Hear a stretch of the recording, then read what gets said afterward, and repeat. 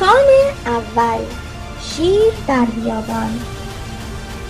رستم پس از یک روز سفر طولانی به خواب رفت.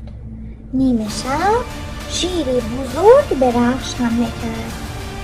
رخش شجاعانه جنگید و شیر را شکست داد. وقتی رستم بیدار شد فهمید که دوست وفادارش جان او را نجات داده است. خان دوم، بیابان سوزان. رستم وارد بیابانی شد که آب در آن پیدا نمی‌شد. هوا بسیار گرم بود و او و رخش تشنه شدند. در شاهنامه آمده است که به یاری خداوند راهی برای پیدا کردن آب پیدا شد و رستم و رخش از تشنگی نجات یافتند.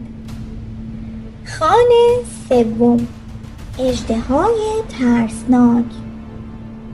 شب هنگام اژدهایی بزرگ از تاریکی بیرون آمد.